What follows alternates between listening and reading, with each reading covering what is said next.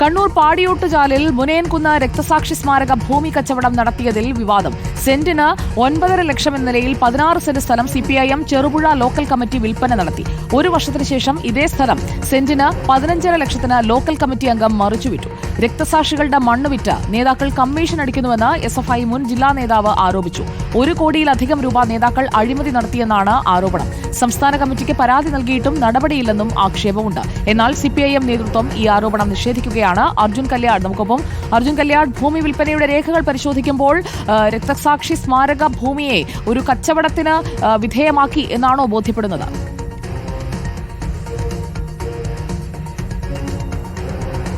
സുജിയ, CPIMന്റെ Peringome area committee ഓഫീസിന്റെ നിർമ്മാണവുമായി ബന്ധപ്പെട്ടുകൊണ്ടാണ് ഈ മുനയൻകുന്ന് രക്തസാക്ഷി സ്മാരക ഭൂമിയിൽ 20 സെന്റ് വിൽപ്പന നടത്താൻ വേണ്ടി തീരുമാനിക്കുന്നത്.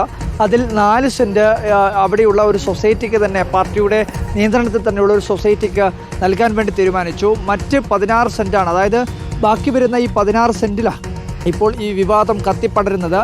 മേൽക്കമ്മിറ്റിയുടെ അനുമതിയോടുകൂടി 2017 ഈ ഭൂമി വിൽപ്പന നടത്താൻ വേണ്ടിയിട്ടുള്ള തീരുമാനമുണ്ടായിട്ടുണ്ട് എങ്കിൽ കൂടി അത് പിന്നീട് വിവാദമായ, അന്നും ഈ സംഭവം സമാനമായ രീതിയിൽ തന്നെ ചില റിയൽ എസ്റ്റേറ്റ് ആരോപണങ്ങളൊക്കെ ഉയർന്നു വന്നതിൻ്റെ പശ്ചാത്തലത്തിൽ കോടിയേരി ബാലകൃഷ്ണൻ സംസ്ഥാന സെക്രട്ടറിയായ ഘട്ടത്തിൽ ഈ സ്ഥലം തിരിച്ചെടുക്കാൻ വേണ്ടി തീരുമാനിക്കുകയും അങ്ങനെ വിൽപ്പന നടത്തിയ ആ വ്യക്തിയിൽ നിന്നും ഈ സ്ഥലം തിരിച്ച് എടുക്കുകയുമാണ് ഉണ്ടായത്. എന്നാൽ വീണ്ടും ഈ സ്ഥലം വിൽപ്പന നടത്തിയതിലാണ് ഗുരുതരമായിട്ടുള്ള ആരോപണം ഉന്നയിച്ചുകൊണ്ട് SFIയുടെ മുൻ ജില്ലാ നേതാവായിട്ടുള്ള റഷീദ് ഇബ്രാഹിം ഇപ്പോൾ ഒരു ഫേസ്ബുക്കിൽ പോസ്റ്റ് ഇട്ടിരിക്കുന്നത്. അത് വലിയ രീതിയിൽ ചർച്ചയായിരിക്കുകയാണ്. ആ സ്ഥലം വിൽപ്പന നടത്തിയതിൻ്റെ രേഖകൾ കൂടി നമുക്ക് ലഭ്യമാവുകയും ചെയ്തിട്ടുണ്ട്. റിപ്പോർട്ടറിന് ആ രേഖകൾ ലഭിക്കുകയും ചെയ്തിട്ടുണ്ട്.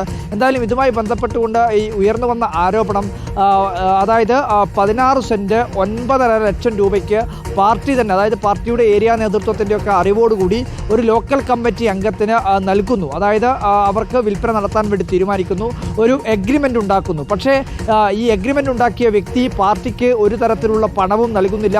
1 വർഷത്തിന് ശേഷം ആ വ്യക്തി അത് 15.5 ലക്ഷം രൂപയ്ക്ക് മറിച്ചു വിൽപ്പന നടത്തുന്നു. അതിനുശേഷം പാർട്ടിക്ക് 9.5 ലക്ഷം രൂപ നൽകുന്നു.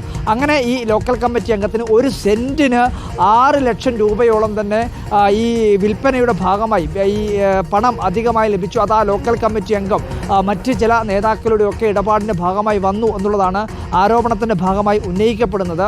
എന്തായാലും വലിയ രീതിയിലുള്ള ഒരു രാഷ്ട്രീയ വിവാദമായി തന്നെ CPIMനെ നേതൃത്വത്തെ പ്രതിക്കൂട്ടിലാക്കുന്ന രീതിയിലുള്ള ഒരു വിവാദമായി പാടിയോട്ടുചാലിലെ മുനയൻകുന്ന് രക്തസാക്ഷി സ്മാരക ഭൂമി വിൽപ്പനയുമായി ബന്ധപ്പെട്ടുകൊണ്ടുള്ള വിവാദം എത്തി നിൽക്കുകയാണ്.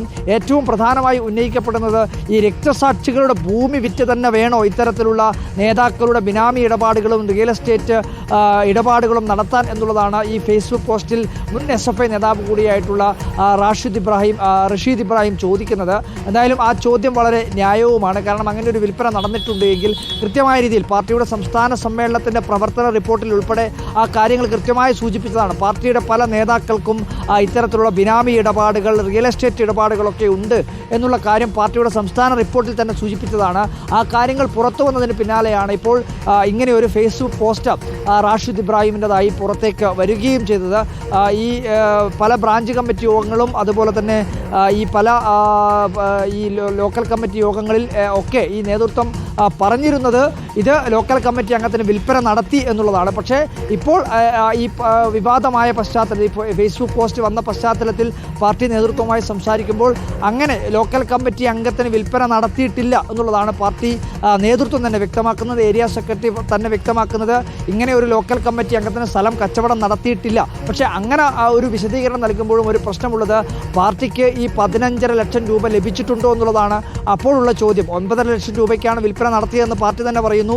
അപ്പോൾ 15.5 ലക്ഷം രൂപയ്ക്കാണ് ഇത് വിൽപ്പന നടത്തിയത് എന്ന രീതിയിലുള്ള ആരോപണം ഉയരുന്നു. അപ്പോൾ 15.5 ലക്ഷം രൂപ വീതമാണോ പാർട്ടിക്ക് ലഭിച്ചത് എന്നുള്ള ചോദ്യം അപ്പോഴും അവിടെ നിൽക്കുകയാണ്.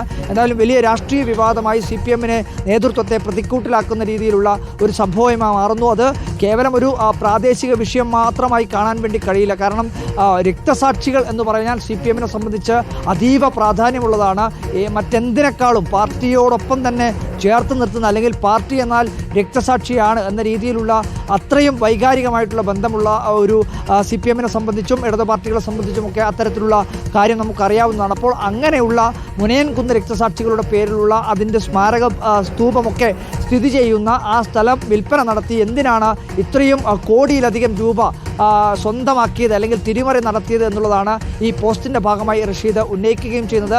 പാർട്ടി നേതൃത്വം ഇത് പൂർണ്ണമായി നിഷേധിക്കുന്നുണ്ട്. ഇങ്ങനൊരു ആരോപണത്തിന് അടിസ്ഥാനമില്ല എന്നുള്ളതാണ് പാർട്ടി ഏരിയ സെക്രട്ടറി ഉൾപ്പെടെ വ്യക്തമാക്കുകയും ചെയ്യുന്നത്. പക്ഷേ അപ്പോഴും ചില ചോദ്യങ്ങൾ അവിടെ ബാക്കി നിൽക്കുകയാണ്. എന്തായാലും പാർട്ടി നേതൃത്വം ഇതിൽ വ്യക്തത വരുത്തുമെന്നാണ് നമ്മൾ കരുതുകയും ചെയ്യുന്നത്. സുജിയ.